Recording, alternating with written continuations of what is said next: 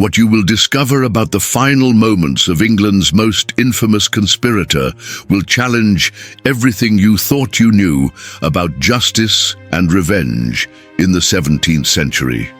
The story you are about to hear is not just about a man who tried to blow up Parliament. It's about how power transforms punishment into spectacle and how death can be prolonged beyond what the human mind can conceive. The year was 1606, and the streets of London echoed with the cries of street vendors and the noise of horse hooves on uneven stones. But on that freezing morning of January 31st, a different sound would soon fill the air. The roar of a bloodthirsty crowd gathered to witness what would become one of the most brutal and meticulously planned executions in English history. The man they came to see die was Guy Fawkes, the Catholic soldier who had dared to defy not only the Protestant King James I, but the entire power structure of England. What happened that day was not merely an execution, but a calculated demonstration of state terror designed to engrave in collective memory the price of treason. Popular imagination, fed by centuries of Guy Fawkes night celebrations, has sanitized his final moments into something almost heroic.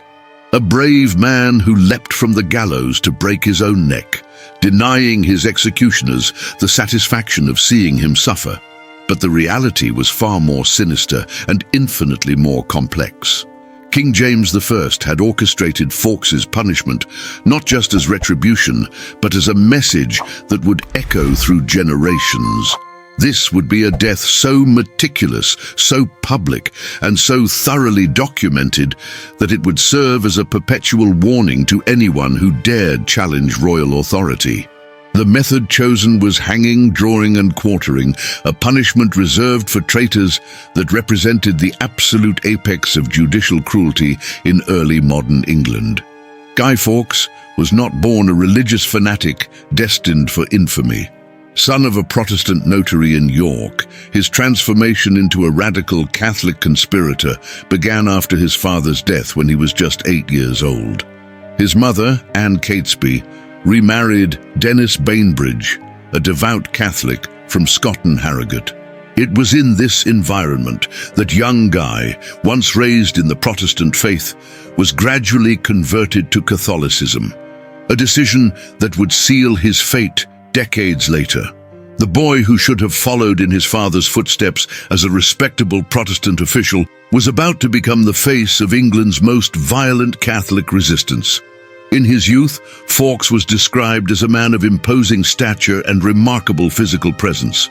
Tall by the standards of the time, at about 6 feet, he possessed a soldier's broad shoulders and a distinctive red beard that would become iconic in later depictions. Contemporaries described him as having a pleasant appearance and cheerful disposition, characteristics that contrasted dramatically with the dark image of the conspirator that history would preserve. This was a man who, under different circumstances, could have lived a quiet life as a small landowner in Yorkshire, enjoying the inheritance left by his father. Fawkes's transformation from rural gentleman to religious revolutionary was accelerated by his experience as a soldier in the Spanish Netherlands, fighting for the Spanish Catholic Army against the Dutch Protestants.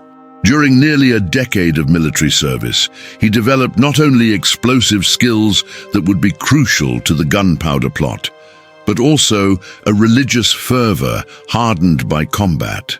The man who returned to England in 1604 was no longer the idealistic youth who had departed, but a war-hardened veteran, convinced that violence was not only justifiable, but necessary to restore Catholicism in England.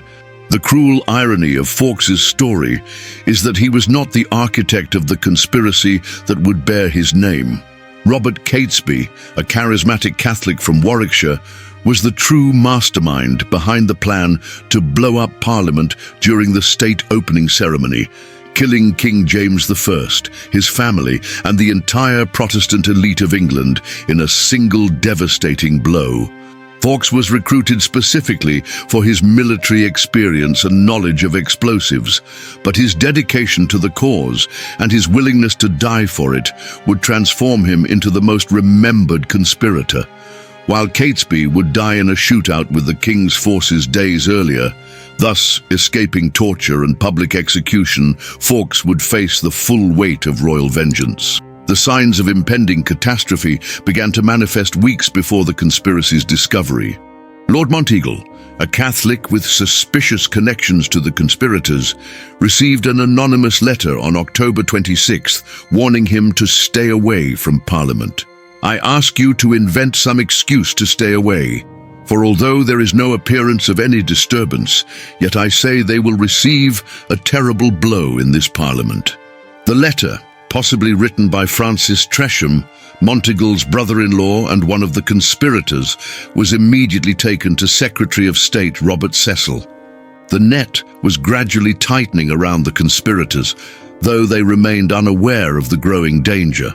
On the night of November 4th, while Fawkes stood guard over the 36 barrels of gunpowder hidden in the rented cellar beneath the House of Lords, authorities conducted an apparently routine search of Parliament's cellars. Thomas Knivet, a minor magistrate, discovered Fawkes dressed in a cloak and hat, boots and spurs, ready for a quick escape after lighting the fuse. On his person were found slow matches and touchwood. When questioned about his identity, he gave the false name of John Johnson and claimed to be a servant of Thomas Percy, one of the conspirators. But the discovery of the gunpowder, hidden under piles of firewood and coal, revealed the true nature of his intentions. Fawkes's physical deterioration began immediately after his arrest.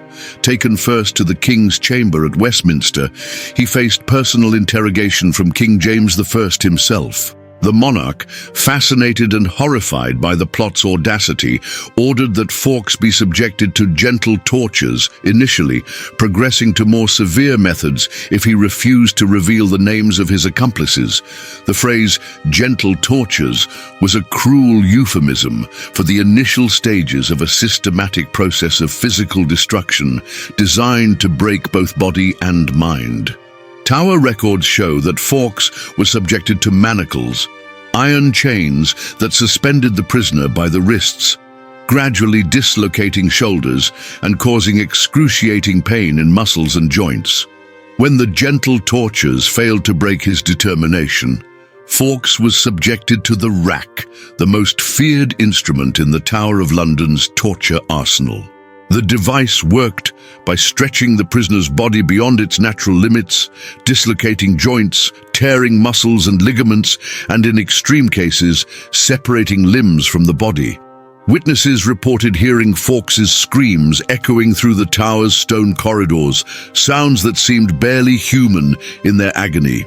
After 2 days on the rack, Fawkes's signature on his November 8th confession shows a dramatic and disturbing change. His previously firm and clear handwriting had deteriorated into a trembling, almost illegible scrawl, the name Guido barely recognizable, physical evidence of the devastating trauma inflicted on his body.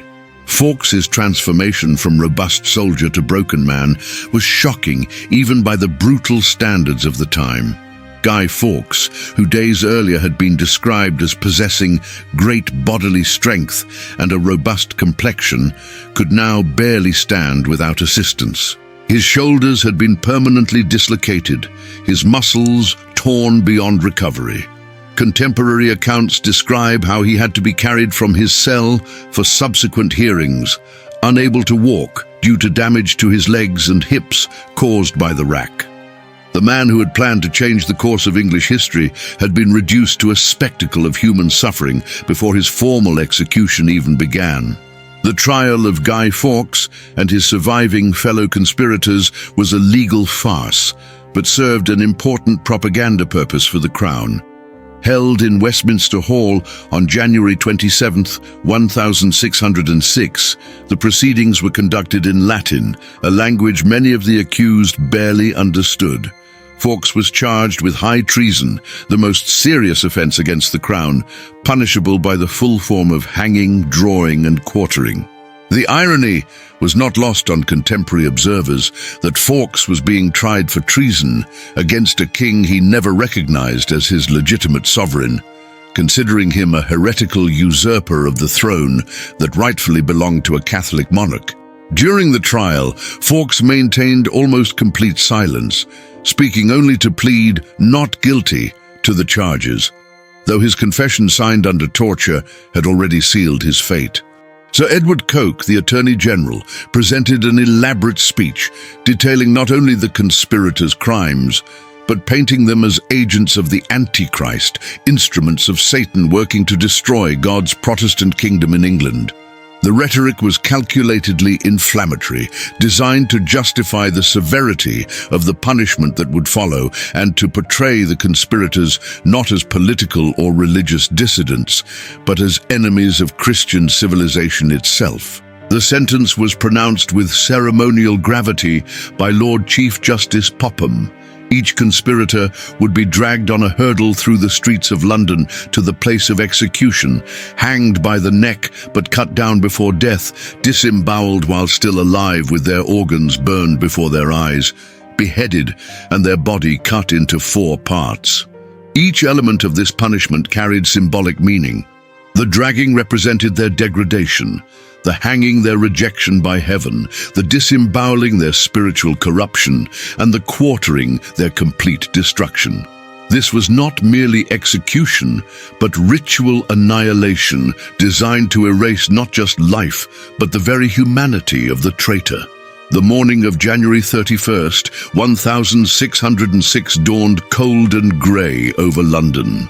The city had been preparing for this spectacle for days, with scaffolds erected in Old Palace Yard at Westminster, deliberately close to where the planned explosion would have occurred. The authorities had transformed Fawkes' execution into a public holiday, complete with vendors selling food and drink to the gathered masses. This was not just about justice. It was entertainment, a reminder of the English crown's power and the fate that awaited those who dared defy it. The crowd lining the streets was a mixture of the curious English patriots and those who simply enjoyed witnessing the suffering of others. Fawkes was the last of 4 conspirators to be executed that day, forced to watch as Thomas Wintour, Ambrose Rookwood and Robert Keyes met their horrible ends. Each execution followed the prescribed ritual with meticulous precision. The men were dragged on wicker hurdles through the muddy streets, their bodies already bruised and broken from torture bouncing against the pavement stones. The crowd jeered them and threw refuse as they passed, their behavior encouraged by authorities who wanted to ensure the traitors' final moments were as humiliating as they were painful. This parade of degradation was an essential part of the punishment, designed to strip the condemned of any remaining dignity. When Fawkes' turn came, he was barely recognizable as the robust soldier who had been captured less than 3 months earlier. Eyewitnesses described how he had to be helped up the scaffold steps, his legs barely able to support his weight due to the extensive damage caused by the rack. His face was pale and gaunt, his eyes sunken in dark sockets. The executioner, a professional who had performed dozens of these executions, began the process with practiced efficiency. The rope was placed around Fawkes' neck, positioned to ensure strangulation rather than a quick death by broken neck. It was at this moment that the incident that would become legend occurred. As the executioner prepared to push Fawkes from the ladder, the condemned man somehow gathered strength to jump, whether in a final act of defiance or simply to escape the horrors he knew awaited him. The jump was calculated or fortunate enough to break his neck, killing him instantly or leaving him unconscious. The crowd, deprived of the full spectacle of a man being hanged, drawn, and quartered alive, reacted with a mixture of disappointment and reluctant admiration. Some saw it as divine intervention, others as the final cunning of a determined traitor. But even in death, Fawkes would not escape the full sentence. The executioner, determined to fulfill the letter of the law, proceeded with the rest of the punishment on the corpse. The body was cut down, still warm, and the process of disemboweling began. Using a sharp knife, the executioner opened the abdomen and began removing the internal organs one by one. Contemporary accounts note that even lifeless, the body twitched reflexively as the intestines were pulled out and thrown into the fire that had been prepared for this purpose. The smell of burning flesh and organs filled the air, adding another layer of horror to an already nightmarish scene. The symbolism of burning Fawkes' entrails was not accidental. In medieval and early modern thought, the entrails were considered the seat of emotions and compassion. By burning them, even though he was dead, the executioner was symbolically destroying Fawkes' humanity, reducing him to something less than human in the eyes of the crowd. The fact that this had to be done on a corpse rather than a living man deprived the authorities of some of the intended impact, but the message remained clear. This was the fate that awaited traitors, alive or dead. After the disemboweling, Fawkes' head was severed with a single blow from a sharp axe. The executioner held it high for the crowd to see, blood still dripping from the severed neck, and proclaimed the traditional words, "Behold the head of a traitor." The crowd roared its approval, though some observers noted that the enthusiasm seemed forced, as if even the bloodthirsty mob had been affected by the brutality of what they had witnessed. The head was then set aside for later display, destined to be dipped in tar for preservation and mounted on a spike on London Bridge. Fawkes' body was then cut into 4 parts, each piece held up for the crowd's inspection like cuts of meat at a butcher shop. The surgical precision with which this was done spoke to the executioner's experience in such matters. Each quarter was carefully prepared for display in different parts of the kingdom, serving as visual warnings of traitors' fate. The quarters of Fawkes' body were sent to the 4 corners of the kingdom to be displayed until they rotted, a process that could take months, depending on the weather. The calculated disposal of Fawkes' remains was as meticulous as his execution. His head, preserved in tar, was displayed on London Bridge among those of his fellow conspirators, where it would remain for months as a grotesque reminder of royal justice. The quarters of his body were dispatched to York, his hometown, where they would be displayed as a particular message to the local Catholic community. This distribution of Fawkes' body was more than mere brutality. It was a form of political communication, each piece serving as a physical message to local populations about the consequences of resistance.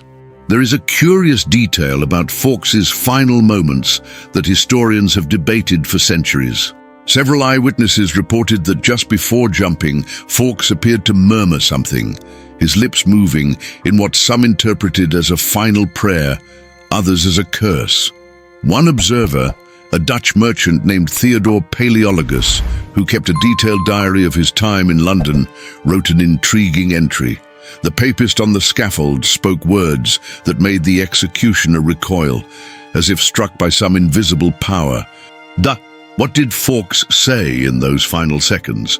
Was it a prayer for divine mercy, a curse upon his persecutors, or perhaps a coded message to Catholic sympathizers in the crowd?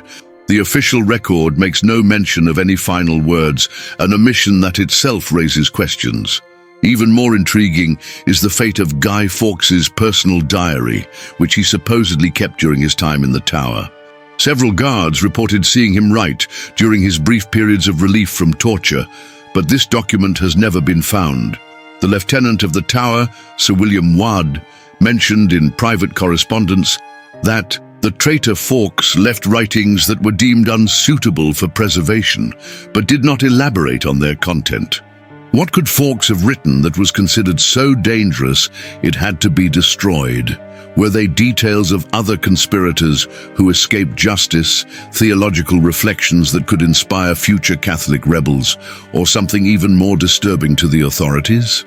The immediate impact of Fawkes' execution was exactly what King James I had hoped. The brutal demonstration of royal power had a chilling effect on England's Catholic community, many of whom rushed to make public oaths of loyalty to the crown. Parliament passed even harsher legislation against Catholics, including the Oath of Allegiance, that required them to deny the Pope's authority and acknowledge James as legitimate head of the Church. The execution had successfully transformed a symbol of resistance into a warning about the consequences of defying Protestant authority. But King James had miscalculated the long-term response to Fawkes' execution. Instead of erasing his memory, the brutality of his punishment transformed him into a martyr for some and a figure of enduring fascination for many more. Within a year of his death, popular ballads were circulating about the brave Guy Fawkes who had died for his convictions. The very theatricality of his execution ensured it would be remembered and retold, eventually evolving into the annual Guy Fawkes Night celebration, though with Fawkes cast as villain rather than hero. The man the king had tried to erase from history instead became one of its most enduring figures. The political ramifications of the gunpowder plot and Fawkes' execution extended far beyond England's borders. Catholic powers throughout Europe watched with horror as their co-religionists were subjected to increasingly severe torture and executions. Pope Paul V, while publicly condemning the conspiracy, privately expressed concern about the treatment of English Catholics. The Spanish ambassador reported to Madrid that the brutality of the executions had made any reconciliation between Protestant England and Catholic Europe virtually impossible. Fawkes' execution had sent a message, but perhaps not exactly the one King James intended. Curiously, there are discrepancies in eyewitness accounts about certain aspects of Fawkes' execution that have never been fully explained. Several observers reported seeing a hooded figure near the scaffold who appeared to be taking detailed notes or perhaps sketches of the proceedings. This person disappeared immediately after the execution and was never identified. Some speculated it was a government agent documenting the event for official records, but no such document has ever surfaced in state archives. Others suggested more sinister possibilities, that it was a Catholic sympathizer recording the details for future revenge, or perhaps an occultist interested in the ritualistic aspects of the execution. The identity and purpose of this mysterious figure remain unknown to this day. The medical aspect of Fawkes' execution also raises questions that modern historians have found disturbing. The fact that he was able to jump with enough force to break his own neck, despite weeks of torture on the rack, suggests either a remarkable reserve of strength or, as some have suggested, external assistance. The executioner, whose name was deliberately omitted from official records, was later found dead under mysterious circumstances just 3 months after the execution. The coroner's investigation concluded natural death, but whispers of poison circulated among those who knew the details. Had the executioner been silenced because he knew something about Fawkes' final moments that authorities wanted kept hidden? The systematic destruction of records related to certain aspects of the Fawkes case has also raised eyebrows among researchers. While voluminous documentation exists about the trial and public execution, there are notable gaps in the records. The complete transcripts of Fawkes' interrogations, which should have been preserved in the Tower archives, are missing crucial pages. Financial records detailing the costs of the execution, usually meticulously kept, show unexplained discrepancies. Most intriguingly, a letter from King James himself to his Privy Council, written the day after the execution and referenced in other correspondence, has disappeared completely. What could the king have written in the immediate aftermath that was later deemed too sensitive to preserve? The question of what happened to Fawkes' physical remains after their initial display also remains partially unanswered. While records indicate his head was displayed on London Bridge, there is no documentation of its eventual removal or disposal. Traitors' heads typically remained on display until they fell naturally or were removed to make way for new trophies of royal justice. Yet the fate of Fawkes's head is notably absent from the records. Some Victorian antiquarians claimed it was secretly removed by Catholic sympathizers and buried in an undisclosed location, but this remains unverified. The possibility that somewhere in some crypt or unmarked tomb lie the remains of England's most infamous conspirator adds another layer of mystery to his story. The psychological legacy of Fawkes's execution on the English national consciousness proves more complex than the simple narrative of justice served. The transformation of Guy Fawkes Night from a day of thanksgiving for the king's deliverance into a celebration where effigies are cheerfully burned suggests a more ambivalent relationship with the events of 1605. The fact that children traditionally ask for a penny for the guy before burning his effigy can be seen as a commodification of historical trauma, or perhaps as a form of cultural exorcism, repeatedly enacting and destroying the spectre of violent rebellion. Modern scholars have suggested that the persistent fascination with Guy Fawkes represents something deeper than historical interest. In an era of government surveillance and anti-terrorism laws, the figure of Fawkes has taken on new meanings. The stylized Guy Fawkes mask has become a symbol of resistance against authority, worn by protesters worldwide. The irony that a 17th-century Catholic religious terrorist has become a secular icon of rebellion against oppression would not be lost on Fawkes himself. His execution, intended to serve as the ultimate warning against defying state power, inadvertently created an enduring symbol of resistance. The medical and forensic implications of the execution also provide insights into early modern judicial practices. The combination of prolonged torture followed by public execution represents a calculated approach to maximizing both information extraction and social impact. The physical damage inflicted on Fawkes during his interrogation was carefully calibrated to cause maximum pain while keeping him alive and conscious for his public execution. This expertise in medicinal torture suggests a level of sadistic sophistication that contradicts notions of random medieval brutality.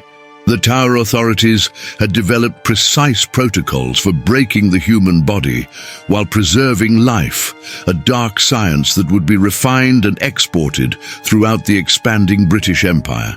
There is also the question of possible accomplices who may have escaped justice.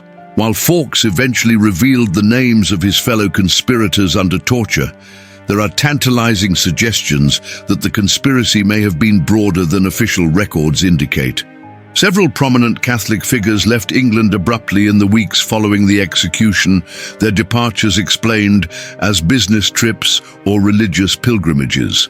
The government, having made its point with the public executions, may have quietly allowed other conspirators to escape rather than risk further destabilization through wider arrests. Fawkes himself may have taken names to the grave, having revealed only enough under torture to appear cooperative while protecting the wider circle. The theatrical experience of Fawkes's execution set precedents for future state punishments. The combination of public humiliation, ritualized torture, and post-mortem display became the template for dealing with political treason for the next 2 centuries. The methods refined during the Fawkes case would be employed against Irish dissidents, Scottish rebels, and eventually American revolutionaries.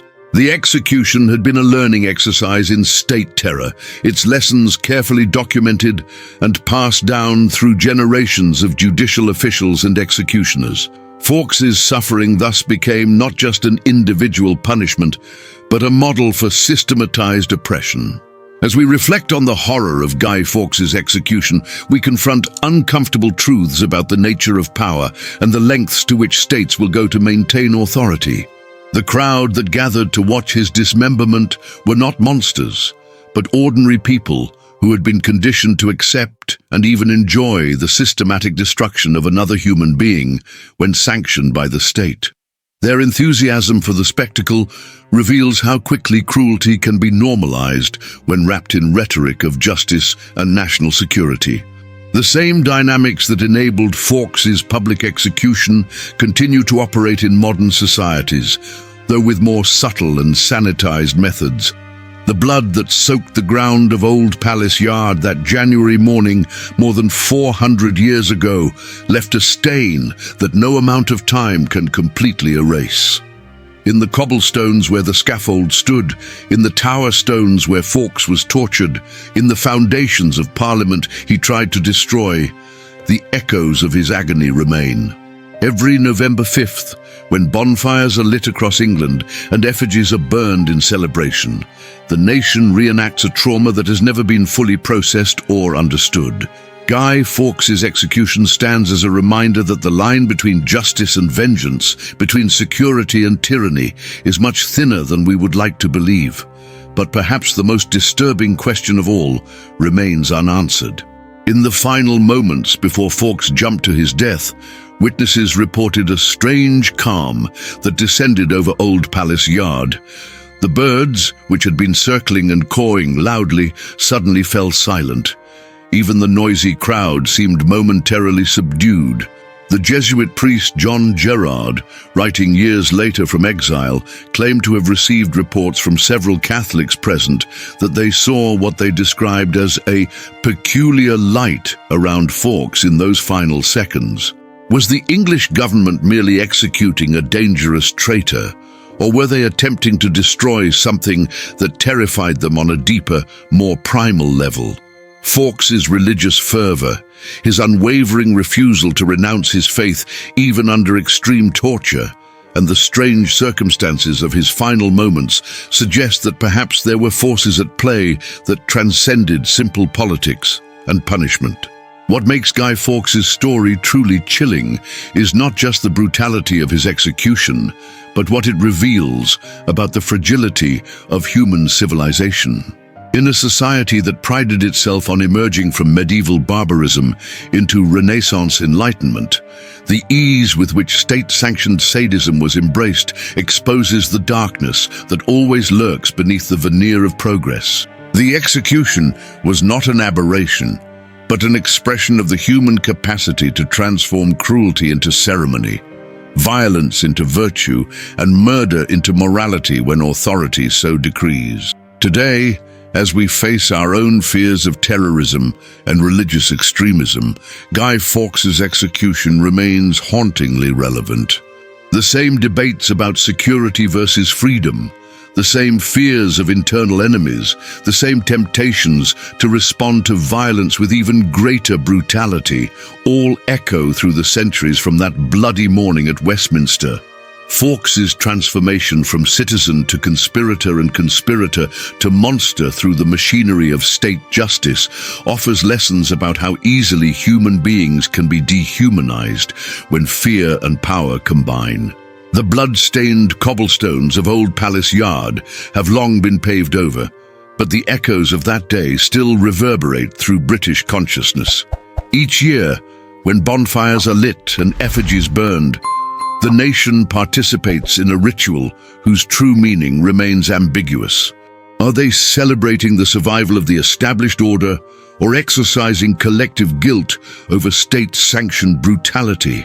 The fact that Guy Fawkes' Night has evolved from a solemn celebration of divine deliverance to a night of mischief and symbolic rebellion suggests that Fawkes' legacy is more complex than any official narrative can contain. And so the final question remains, whispered through the centuries like smoke from 1,000 bonfires. What did Guy Fawkes see in those last moments that gave him strength to deny his executioners their final victory? Was it simply the desperation of a broken man seeking any escape from the horror that awaited him? Or was there something more, something that authorities worked so hard to suppress from the historical record? The lost documents, the silenced witnesses, the unexplained. discrepancies all point to a truth that someone, somewhere, decided was too dangerous for history to remember. Was King James I merely punishing a rebel who threatened his life, or was he trying to destroy something that challenged the very nature of royal power? Something that, if allowed to survive even in memory, could one day inspire others to question the crown's absolute authority? Guy Fawkes' execution was not just the end of a man, but the birth of a myth that refuses to die, a ghost that haunts every November 5th celebration, reminding us that sometimes the dead have more power than the living could ever imagine.